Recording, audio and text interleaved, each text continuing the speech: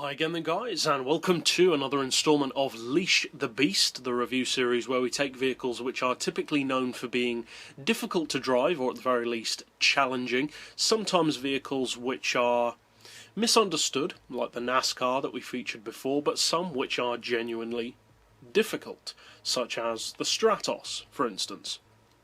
And this particular vehicle is a car which I think a lot more people would love to use more regularly, but it's just not the easiest of cars to work with, not only around the track, but also, ironically, in a straight line as well. And the car is the Veyron. Now this tune can be used on both the 2013 and the 09 Veyron. It works in exactly the same way. And one of the main issues that the Veyron has is to do with the electronic suspension control. Because at a certain speed, the suspension, or at different speeds I should say, the suspension adjusts the stiffness and ride height of the car.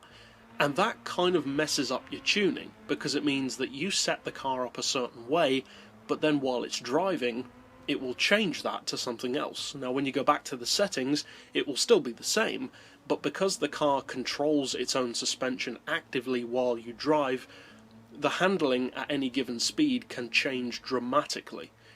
That causes problems for high-speed racing and also for track racing. So what we've had to do is counteract that. Now, as I've said before in this series, I believe the best way to bring a car under control is to tune it to the maximum level of its potential, because then anything less than that will be easier. So we've gone for sports soft tyres to really show what the car is capable of, because obviously racing tyres will make it even easier. For the brakes, I've opted to increase the front brake balance to 6, because the brakes aren't all that great on the Veyron. It still doesn't make them amazing, but I feel personally that it does improve them a little bit. For the suspension, I've opted to go for the ride height of 100 front and rear, because if you go too low on the car, the active steering and the active suspension comes into play and also makes the car really heavy, basically, and almost undrivable. Whereas having it a little bit higher counteracts that problem a little bit. The downside is, of course, it looks a little bit jacked up at lower speeds, but it depends what you want. If you want to look good, or if you want to be able to turn corners. The springs we've got on 7 and 9 respectively, the dampers on 3, anti-roll we've put right down to 1, we've got neutral camber and tow. As with all of these builds, the gearbox settings just do not matter. That's not the point of this tune, just build it to whatever you need. As far as the diff, I've opted to go for the lowest initial torque to keep the steering relatively loose. Acceleration and braking we've got as high as possible for that same reason, to loosen up the steering. For the centre diff, I've opted, as you can see, to send 15% of the torque to the front to stop it from being too tail happy, but also to allow the front end a little bit more looseness. As far as power, obviously, again, it doesn't matter.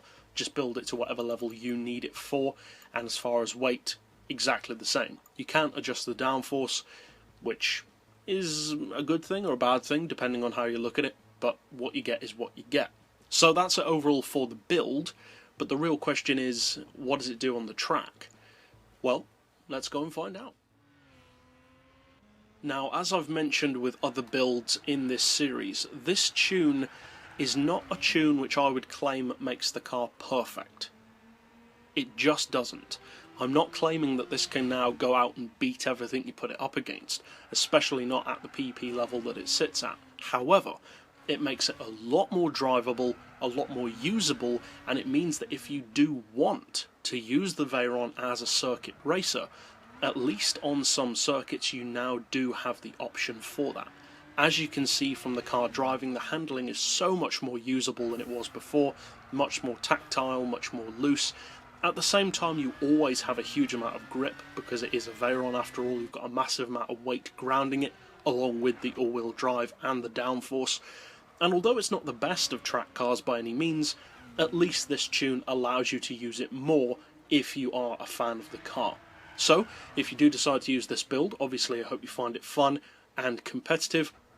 And if you'd like to keep up with other tunes like this in the future, be sure to hit subscribe down below to see those as soon as they're released. But for now, as always, thanks for watching.